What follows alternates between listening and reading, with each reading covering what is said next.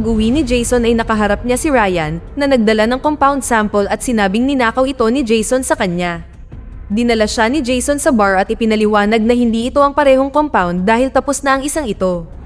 Pagkatapos, ipinakita ni Jason 2 kay Ryan ang kahon at pareho silang kumuha ng compound bago pumasok. Ipinaliwanag ni Jason ang lahat tungkol sa multiverse at pinatahimik si Ryan bago nagbukas ng pinto. Lumabas sila sa magandang bersyon ng Chicago kung saan ang malaking sinag ay nagpapailaw sa kalangitan. Pagkatapos ay kinuha ni Jason 2 ang cellphone ni Ryan, na nagdahilan na kukuha ng litrato at napagtanto ni Ryan na hindi ito ang kanyang orihinal na kaibigan, kaya sinubukan niyang bumalik sa kahon. Gayunpaman, isinara ni Jason 2 ang pintuan, iniwan siya sa labas. Nang bumalik si Jason 2, nakita niya na ang cellphone ni Ryan ay tinatawagan ni Daniela. Agad siyang umupa ng manggagawa upang takpan ang kahon ng semento at wala nang makadaan pa. Habang lumilipas ang mga araw, patuloy na tinitext ni Daniela si Ryan ngunit walang sumasagot. Isang hapon, ang detective na si Mason sa mundong ito ay dumating sa kanilang bahay at ipinagbigay alam sa kanila na nawawala si Ryan. Sinabi sa kanya ni Jason ang tungkol sa pagpunta nila sa bar at umuwi siya pagkatapos uminom, kaya wala siyang alam. Matapos umalis si Mason, kinumpronta ni Daniela si Jason 2 tungkol sa compound sample, na inamin na sinundan siya. Sinabi sa kanya ni Jason na hindi ito droga, ito ay isang eksperimentong pang-agham na nilikha ni Ryan, at gumawa ng kasinungalingan tungkol sa kanya na may lihim na kontrata. Hiniling sa kanya ni Daniela na itigil ang paggamit nito at ipinangako ni Jason na gagawin ito. Nagtanong din siya tungkol sa storage unit, at sinabi ni Jason na puno ito ng mga bagay mula sa kanyang espesyal na proyekto. Samantala, sa pasilyo, iginiit ni Amanda na sila ay laging nasa estado ng laban o paglipad sa halos isang buwan kaya kailangan nila ng pahinga. Binuksan niya ang isang pintuan at nakahanap ng utopian at futuristic na Chicago. Naglakad sila sa lungsod at nalaman na tumatakbo ito sa mga cold fusion reactor. Inihayag ni Amanda na dinala niya siya sa mundong ito sa pamamagitan ng pag-iisip tungkol sa isang lugar kung saan sumasang-ayon ng mga tao sa mga pangunahing katotohanan, hindi sinisira ng teknolohiya ang lahat, at ang bawat isa ay may malasakit. Matapos tumingin sa paligid, pumunta sila sa bar at ang mag-asawa sa isa pang mesa ay kumuha ng larawan nila bago sila naghiwalay para sa araw na iyon. Kalaunan ay nagkaroon sila ng hapunan sa magarbong restaurant at sinabi ni Amanda na tiningnan niya ang mga bersyon nila sa mundong ito. Nagbebenta ang ibang bersyon ni Jason ng insurance habang ang ibang bersyon ni Amanda ay nawala 2 taon na ang nakalipas at wala na siyang pamilya. Sinabi ni Amanda na nakakuha siya ng bagong passport salamat sa retinal scan technology at nakuha niya ang pera ng ibang bersyon ni Amanda, kaya't nagpasya siyang manatili rito. Hiniling niya kay Jason na manatili, ngunit tinanggihan niya siya at nag-alok na iwanan siya ng ilang compound kung sakaling may emergency. Gayunpaman, tinanggihan din siya ni Amanda, na sinabing marahil siya ang pumipigil kay Jason na mahanap ang kanyang pamilya. Nagpaalam sila sa isang yakap at lihim na naglagay si Jason ng 2 compound sample sa kanyang bag. Pagkaraan nito, bumalik si Jason 1 sa kahon at napansin na mayroon lamang siyang 3 sample ng compound. Ang kanyang sumunod na biyahe ay nagdala sa kanya sa nasunog na bersyon ng kanyang bahay kaya't muli siyang sumubok. Sa bagong mundong ito, nagawa ni Jason na tawagan ng bersyon ni Daniela mula sa prepaid phone at nagkaroon ng maayos na pakikipag-usap sa kanya kahit na hindi siya ang kanyang Daniela. Habang naglalakad siya palayo, nakita niya ang maskara na ginamit ni Jason 2 at nagsimulang isaalang-alang ang ilang mga ideya. Nang gabing iyon, si Jason 1 ay pumasok sa kanyang bahay at pinanood si Daniela na natutulog kasama ang kanyang iba pang sarili, ngunit hindi siya naglakas loob na sirain ang pamilya at umalis sa silid tulugan. Pagdating niya sa kusina, nagkaroon siya ng panic attack sa sahig. Sa sandaling ito ay natagpuan siya ni Max, ang anak na namatay sa kanyang mundo. Sa pag-iisip na ito ay ang kanyang ama, nakipag-usap sa kanya si Max at inamin na alam niya kung gaano siya kalaking disappointment para kay Jason, na yumakap sa kanya upang aliwin siya. Gayunpaman, nabigo siyang sabihin ang tamang bagay dahil may ilang problema na pinagdadaanan si Max, kaya ang bata ay tumakbo pabalik sa kanyang silid at umalis si Jason 1. Bumalik kay Jason 2, tumungo siya upang bisitahin muli si Amanda at sinabi sa kanya na kumilos si Daniela nang hindi niya nalalaman. Sinabi niya na iniisip niyang umalis at sinabi sa kanya ni Amanda na tumatakbo siya mula sa kanyang sarili kaysa sa sitwasyon. Tumugon si Jason na nais niyang malaman ng higit pa tungkol kay Amanda at sinabi niya na hindi, ngunit si Jason 2 ay nagsimulang banggitin ang ilang mga bagay tungkol sa kanya. Naiinis sa estranghero na ito na alamang tungkol sa kanya, pinaalis siya ni Amanda. Pag-uwi niya, nakita niya si Mason sa kanyang pintuan. Ipinaliwanag niya na nakakuha sila ng ping sa cellphone ni Ryan sa isa pang lugar ng Chicago pagkatapos niyang umalis sa bar at tinanong kung sumama si Jason sa kanya, ngunit sinabi niya na hindi. Nagpanggap si Jason na wala siyang alam hanggang sa napagod si Mason at umalis. Pagkaraan nito, bumalik si Jason sa kahon at hinampas ito ng sledgehammer upang maalis ang semento. Agad siyang naglakbay sa ibang mundo at nakahanap ng isa pang bersyon ni Ryan na hindi maganda ang takbo ng buhay at hindi rin kilala si Jason, na gumamit ng pekeng pangalan. Si Jason 2 ay patuloy na bumili ng inumin at ilang sandali pa ay dinala niya ang sobrang lasing na si Ryan sa kanyang mundo. Sumuka si Ryan at halos hindi makagalaw, kaya kinailangang tulungan siya ni Jason na makarating sa apartment ni Ryan sa mundong ito. Pinaliguan niya siya at ginupit ang kanyang buhok, iniwan siya sa kama bilang kapalit. Sa pasilyo, kinuha ni Jason 1 ang huling compound at nagsulat tungkol sa kanyang unang memorya kay Daniela na may maraming malalim na damdamin. Pagkatapos ay binuksan niya ang pintuan at lumabas, natagpuan ang semento na nakapalibot sa kahon. May isang walang laman na sample ng compound sa lupa na nagbigay sa kanya ng pag-asa. Sumunod ay pumunta si Jason 1 sa bar at nakilala siya ng bartender, kaya't yumakap siya sa kanya sa tuwa. Pagkatapos ay pumunta siya sa kanyang bahay at sumilip sa loob ng pintuan sa likuran, nakitang magkasama sina Daniela at Charlie. Sa sandaling iyon ay bumalik si Jason 2 at sinabi sa kanyang pamilya na natagpuan nila si Ryan sa bar matapos siyang magpunta sa 3 araw na pag-inom. Determinadong ibalik ang kanyang pamilya, pumunta si Jason sa tindahan ng baril at sinubukan niyang bumili ng handgun para sa pagtatanggol sa bahay, ngunit wala siyang permit na magdala ng baril. Sa halip, nauwi siya sa pagbili ng pepper spray at kutsilyo. Maya-maya, pumasok si Jason at nakipag-usap na may eksaktong parirala kaya pinuna siya ng clerk. Ikinagulat niya ito at ipinahayag na ito ang tunay na Jason 1, nangangahulugang mayroong maraming mga Jason na gumagala sa paligid ng Chicago na ito. Sa bahay, kinuha ni Jason 2 ang basura at sinunggaban ng isa pang Jason. Nagsimula ang away at ang mga kalalakihan ay nahulog sa lupa habang ang kutsilyo mula sa tindahan ay lumabas. Matapos ang maraming paghihirap, nagawa ni Jason 2 na madaig siya, kinagat ang kanyang braso, at paulit-ulit na inuntog ang ulo ng lalaki hanggang sa siya ay mamatay. Pagkatapos ay kinaladkad niya ang katawan sa kanyang bahay at nagmadali upang takpan bago ito makita ni Charlie. Samantala, binisita ni Daniela si Ryan na nagsusuka pa rin sa banyo. Kinilala niya si Daniela bilang isa sa mga kliyente mula sa pagawaan ng kotse na pinagtatrabahuhan niya at sinabi na ang huling bagay na naalala niya ay nasa bar siya kasama ang estranghero na nagpainom sa kanya ng alak. Ipinakita sa kanya ni Daniela ang isang larawan ni Jason at kinumpirma ni Ryan na siya ang estranghero. Sa hotel, nakakuha si Jason 1 ng bagong kutsilyo at naghanda para sa aksyon, ngunit nakasalubong niya ang isa pang Jason sa koridor. Nagkatitigan sila at bawat isa ay pumunta sa kabaligtaran na direksyon habang naglakad si Jason 1 sa kalye, napansin ng isa pang Jason na sumusunod sa kanya. Natakot, tumakbo si Jason 1 sa trapiko at nagtago sa bar, kaya ang iba pang Jason ay patuloy na naglalakad ng hindi napapansin. Nandoon ang isa pang Jason, kaya't umupo si Jason 1 kasama niya at uminom sila. Ang bagong Jason na ito ay nagmula sa realidad kung saan namatay si Amanda sa napakapangit na mundo. Wala rin sa kanila ang may natitirang compound at nagkasundo sila na dapat nilang patayin si Jason 2. Ang Jason na ito ay may baril at umalis mag-isa. Kinabukasan, pumunta si Jason 1 sa maliit na kainan at nagsimulang manigarilyo ng tabako. Ang bawat tao ay nagrereklamo ngunit hindi niya ito pinansin.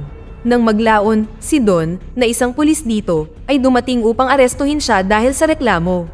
Samantala, hiniling ni Daniela kay Jason 2 na dalhin si Charlie sa paaralan at pinili ni Jason ang lumang kotse sa halip na ang bagong regalo dahil ang katawan ay nasa loob nito.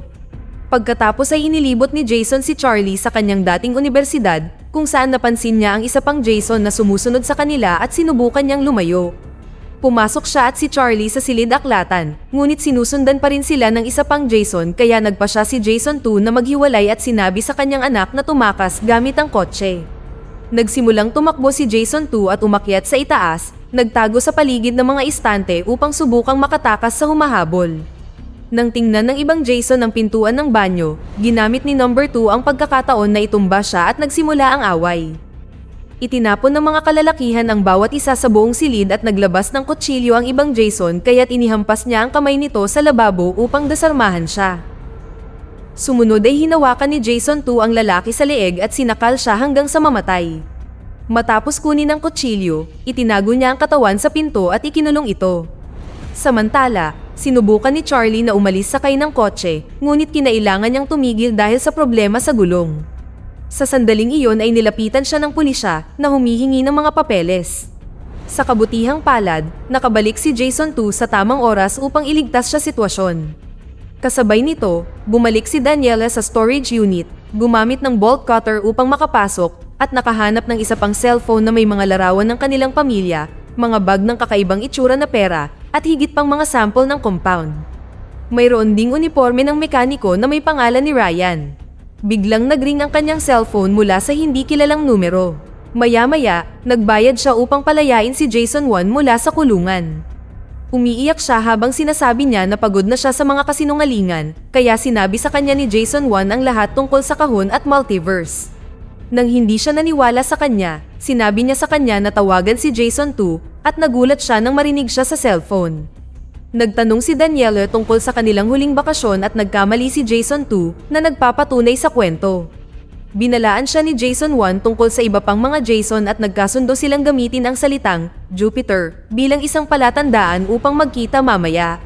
Pag-uwi ni Daniela, sinubukan niyang tawagan si Charlie bago pumasok, ngunit hindi siya nakasagot.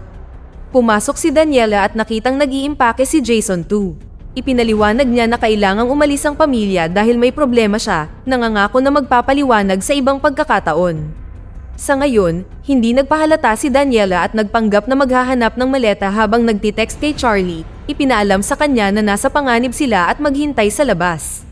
Pagkatapos ay hiniling ni Daniela kay Jason na tulungan siyang kunin ang maleta mula sa basement at itinulak siya sa hagdan. Pagkaraan nito, tumakbo siya sa labas upang puntahan si Charlie, ngunit bago sila umalis ay natagpuan sila ng isa pang Jason. Sumakay sila sa kotse kasama niya at sinimulan niyang ipaliwanag ang lahat mula sa simula, at napagtanto ni Daniela na hindi ito ang parehong Jason mula sa kulungan. Bago siya makapag-react, nabangga sila ng isa pang kotse at nag-crash sila. Ang iba pang kotse ay mayroon ding Jason, kaya kinaladkad ni Daniela si Charlie at tumakas sila. Di nagtagal ay nakarating sila sa tagpuan at naghihintay doon si Jason. Kinumpirma nila ang kanilang pagkakakilanlan sa salitang Jupiter at sa wakas ay nayakap ni Jason 1 ang kanyang anak. Sa bahay, ang Jason 2 ay natagpuan ng isa pang kopya na hiniling na malaman kung nasaan ang kanyang pamilya. Sinabi sa kanya ni Jason 2 kung ano ang nangyari at hindi niya alam kung nasaan ang pamilya, kaya sinimulan siyang bugbugin ibang Jason. Samantala, umalis ng bayan si Jason 1 kasama ang kanyang pamilya. Sina Daniela at Charlie ay nagsisimulang makatanggap ng maraming mensahe mula sa lahat ng mga Jason, kaya pinatay nila ang kanilang mga cellphone. Ipinaliwanag ni Jason 1 na akala niya ay kailangan lang niyang harapin ang number 2, at ngayon ay hindi na niya alam kung ano ang gagawin. Sinabi ni Charlie na mayroon siyang ideya. Nang gabing iyon, nakarating sila sa isang bahay sa kakahuyan. Ito ay kabilang sa kaibigan ni Charlie, kaya alam niya kung paano mahahanap ang nakatagong susi at ang code upang patayin ang alarma. Nagkasundo ang pamilya na gumugol ng gabi doon at nilock nila ang lahat ng mga pintuan at bintana. Nang matulog sina Daniela at Charlie, ginamit ni Jason 1 ang computer upang suriin ang kanyang email at nakahanap ng bagong folder na may label na Entanglement. Pinindot niya ang link at pumasok sa chatroom na may higit sa 100 Jason na nagbabahagi ng mga detalye kung ano ang ginagawa ng pamilya. Ang ilan sa mga ito ay nagpadala ng video na nagpapaliwanag kung bakit siya ang Jason na karapat-dapat kay Daniela, at ang iba ay nagpadala ng pribadong mensahe kay Jason 1 na humihiling sa kanya na makipagtulungan. Pagkatapos ay nakarinig siya ng ingay at tiningnan ang hardin, ngunit wala siyang makitang anuman. Kumuha siya ng fire poker kung sakaling may kalaban at umupo sa upuan kung saan makikita niya ang labas. Sa bahay, sinubukan ni ibang Jason na matunton ng kanyang pamilya, ngunit hindi sila gumagamit ng mga credit card, cellphone, o kahit bumili ng tiket. Pagkatapos ay kinuha niya ang kanyang cellphone at inihayag na nakikipag-usap siya kay Blair. Habang naghihintay siya, sinabi niya sa nakataling Jason 2 na ang kanyang Daniela at Ryan ay pinatay ni Don, at ang kanyang Amanda ay namatay na natusok ng isang malaking sangay ng puno. Ipinakita pa ng ibang Jason sa kanya ang chatroom, ngunit ang kanilang pag-uusap ay nag-ambala sa pamamagitan ng isang text mula kay Blair na nagsasabing pupunta siya sa lalong madaling panahon. Pagdating niya, nakakita siya ng dugo at tape sa daan, kaya umakyat siya sa itaas. Biglang narinig ni Blair ang ingay at sinundan ito, at natagpuan si Jason 2 na nakatali sa aparador. Pagkatapos ay lumitaw ang ibang Jason sa likuran niya at nagutos na subaybayan ang kanyang kotse. Nagpanik si Blair at inatake siya upang makatakas, ngunit pinaputok ni Jason ang kanyang baril upang pigilan siya. Nagpanggap si Blair na makikipagtulungan ngunit nang makalapit siya, ginamit niya ang pepper spray sa kanyang mukha at kinuha ang baril. Tinutukan ng baril ang parehong Jason, humingi siya ng paliwanag. Kalaunan ng gabing iyon, tiningnan ni Daniela ang chatroom sa computer dahil sa pagtataka. Matapos mag-goodnight kay Charlie, nauwi sa pagiging intimate ang mag-asawa sa kanilang silid. Nang tapos na sila, ipinaalam ni Daniela kay Jason na sinabi niya sa ibang mga Jason na pinili niya siya. Nang pumunta si Jason 1 sa kusina para kumuha ng tubig, may nakita siyang tao na tumatakbo sa labas. Agad niyang hinawakan ng fire poker at lumabas, at natuklasan na ang mga gulong ng kotse ay sinira. Bigla niyang narinig ang ibang Jason na sumigaw, kaya tumakbo si Jason 1 sa kakahuyan at nakahanap ng isang kopya na mamamatay na nagsabing ginawa ito ng isa pang Jason. Sa sandaling iyon ay isa pang Jason ang tumatakbo patungo sa kanila, ngunit siya ay binaril ng isang kopya sa mga anino. Natatakot, tumakbo si Jason 1 pabalik sa bahay at nakahanap ng isa pang Jason na may shotgun. Nang lumapit siya, tumalon si Jason 1 sa kanya ngunit ang kanyang isa pang bersyon ay nang ibabaw sa kanya at sinimulang talunin siya. Sa sandaling iyon ay namatay ito dahil dumating si Jason 2 at binaril siya. Nang bumaba sina Daniela at Charlie, ibinaba ni Jason 2 ang kanyang baril at humingi ng tawad sa gulo na dinulot niya. Sinuntok siya ni Charlie sa galit ngunit si Jason 2 ay patuloy na nakipag-usap at ipinaliwanag na natunton ng iba pang mga Jason ang kotse. Bigla silang nakarinig ng hiyawan at sigawan sa labas habang maraming mga kopya ang patuloy na dumarating. Pagkatapos ay ibinalik ni Jason 2 ang kanyang wedding ring at ang kanyang susi ng kotse, sinabi sa pamilya na umalis. Ang pamilya ay sumakay sa kotse at nagmaneho. Sinubukan ng isang kopya na harangan ng kanilang daan na nagpapaputok, ngunit sinagasaan lang siya ni Jason at nagpatuloy. Habang tumatakas sila, nakahanap si Charlie ng kahon na puno ng mga compound at kahon na may abo ni Max.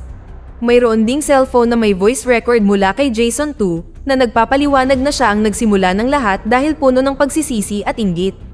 Maya-maya ay bumalik ang pamilya sa lungsod at pumunta sa silid ng kahon kung saan naghihintay ang lahat ng mga Jason. Ipinaliwanag ng pinuno na hindi nila nais na pigilan ang mga ito, na pagtanto lang nila na ang tanging paraan para magkaroon sila ng normal na buhay ay iwanan ang mundong ito kaya nagpaalam na sila.